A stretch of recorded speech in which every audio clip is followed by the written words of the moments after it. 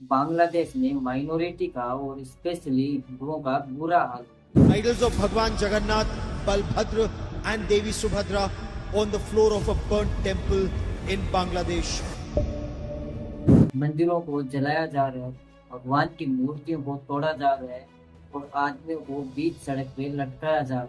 हिंदू औरतों के घरों में घुसकर उन्हें मारा जा रहा है, उनके गोडाउन में, उनकी दुकानों में चोरी की जा रही है। और तो और राहुल आनंद जो एक बांग्लादेशी सिंगर है, जो अपने ही देश को ग्लोबल लेवल पे रिप्रेजेंट तक कर चुके, उनके घर तक को जला दिया गया सिर्फ इसलिए कि वो हिंदू है। आपने ये वीडियो तो देखे होंगे जिसमें कुछ बांग्लादेशी लोग पार्लियामेंट हाउस में घुसकर चोरी कर रहे हैं। शेख हसीना के अंडरगारमेंट्स तक को वो चोरी करके पब्लिकली परेड किया जा रहा है और उनका खाना खाया जा रहा है, उनके स्विमिंग पूल में स्विमिंग की जा रही है।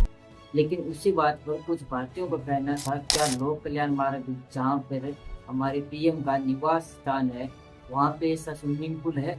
कुछ लोग तो सीधे तरीके से ये कह रहे हैं कि भारत में भी 50 करोड़ लोग हैं जो अगर एक साथ हो जाएं तो भारत में भी बांग्लादेश जैसे तख्तापलट है वो किया जा सकता है। बेसिकली यहाँ पे कुछ भारतीय बहुत ही ज्यादा उत्सुक है कि जो बांग्लादेश में हो रहा है वो भारत में कब होगा। अब आई नो कुछ लोग बोल रहे हैं कि बांग्लादेश में माइनॉरिटी है वो बिल्कुल सेफ है, पहले भी सेफ थी और आज भी सेफ है। लेकिन फिर मुझे ये समझाओ कि पार्टीशन के टाइम वहाँ की पॉपुलेशन 22% थी और आज हिंदुओं की वहाँ पे 7.5% पॉपुलेशन बची। और हाँ, ये कोई वो खुद से नहीं हो रहे बल्कि ये एक सोची समझी साजिश के तहत हो रहा है।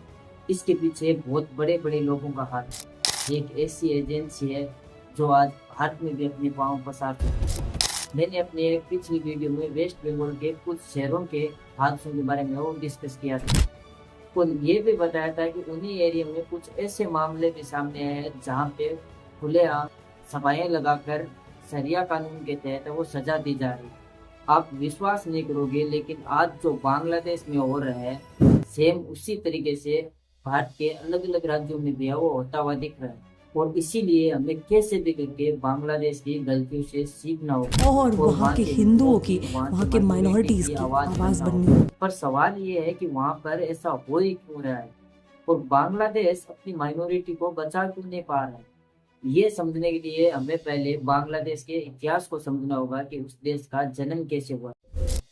तो पार्टीशन से पहले इस रीजन में अराउंड 30% हिंदू रहते थे, लेकिन फिर जैसे 1947 में भारत का बंटवारा हुआ ये रीजन पाकिस्तान के पास चला गया और इसका नाम ईस्ट पाकिस्तान हो गया। उस समय बहुत से हिंदू ईस्ट पाकिस्तान से माइग्रेट करके भारत जरूर आए थे, पर इसके बावजूद करीब 22% लोग हैं वो वहीं पर रह गए क्योंकि वो अपना पुश्तैनी जो जमीन थी उसको नहीं छोड़ना चाहते।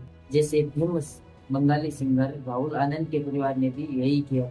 इसके बाद 1971 में ईस्ट पाकिस्तान यानी कि बांग्लादेश पाकिस्तान से आज़ाद तो हो गया था, लेकिन वो उस मानसिकता से आज़ाद नहीं हो पाया क्योंकि आज तक वहाँ पे चाहे कोई coup हो, चाहे कोई प्रोटेस्ट हो या फिर कोई इलेक्शन हो, सिर्फ और सिर्फ माइनॉरिटी को ये वो टारगेट किया जाता है। और इसीलिए आज अगर आप देखोगे तो वहाँ पे स्थिति इतनी खराब है कि वहाँ पे 7% हिंदू, 0.61% बुद्धिस्ट और सिर्फ 0.30% है वो क्रिश्चियन लोग रह गए।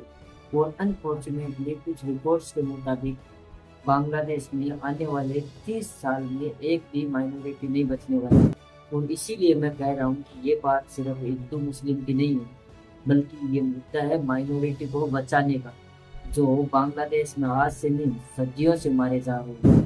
23 अप्रैल 1971 जाति भंगा मैसाकर। लिबरेशन के दौरान एट्रोसिटीज से परेशान Hindus finally Pakistan occupied Bangladesh से इंडिया जाने का फैसला लेते तो वहाँ टोटल 12 गांव के हिंदूज इंडिया रवाना होने के लिए एक साथ। लेकिन वहाँ पर एक इतना बड़ा नरसंहार होता है जो जलियांवाला बाग जैसा ही होता है, जहाँ बच्चे, बूढ़े, औरतों को किसी को नहीं बख्शा जाता।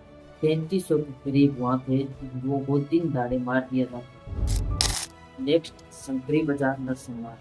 इसी जाति बंगा के करीब एक महीने बाद 26 मार्च को एक संकरी बाजार नाम के पूरे हिंदू मोहल्ले को वहाँ की पाकिस्तान आर्मी और रजाकर्स द्वारा मिलकर मार दिया था, जिसमें 2112 लोगों की मौत। नेक्स्ट सुहागपुर क्या कहा। 25 जुलाई 1971 बांग्लादेश के शेरपुर जिले के सोहागपुर गांव में करीब 9 बजे पाकिस्तानी आर्मी और उनके कुछ साथियों ने खुलेआम गोलियां चलाकर 164 लोगों को मार दिया और 51 औरतों के साथ बलात्कार किया। फिर जब 1971 के बाद पाकिस्तान से बांग्लादेश को आज़ादी मिली तो माइनॉरिटी को लगा कि अब फाइनली हम लोग सेफ हैं, लेकिन असलियत में ऐसा कुछ भी नहीं हुआ। 2001 में बीएनपी यानी कि वहाँ की बांग्लादेश नेशनलिस्ट पार्टी, जो कि शेख हसीना पार्टी के ओपोजिशन में चुनाव लड़ी, तो वो इलेक्शन जीत जाती और इन्होंने 150 दिनों का एक हिंदू मसाकर लॉन्च कर दिया।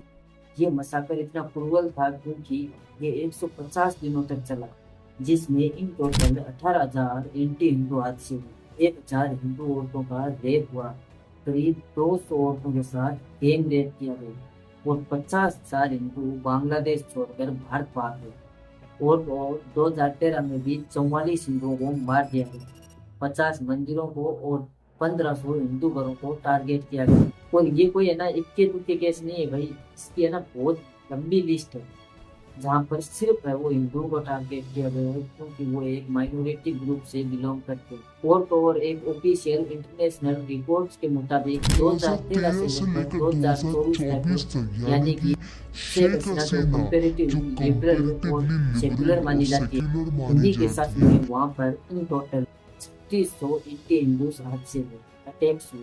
लेकिन जैसा कि मैंने आपको कहा था, कहीं ना कहीं ये रेडिकल मानसिकता आज भारत में भी फैल रही है। तो इसके पीछे जिम्मेदार है ये संगठन जमात इस्लामी। और मैंने जितने भी अटैक्स अभी आपको बताए, उन सब के पीछे कहीं ना कहीं यही संगठन है, वो कॉमन है। 1971 का हत्याकांड, 2001 का 150 दिनों का हिंदू हत्याकांड, सबके जिम्मेदार है जमात इस्लामी और उसके एक स्टूडेंट वीक इस्लामी छात्र सकी।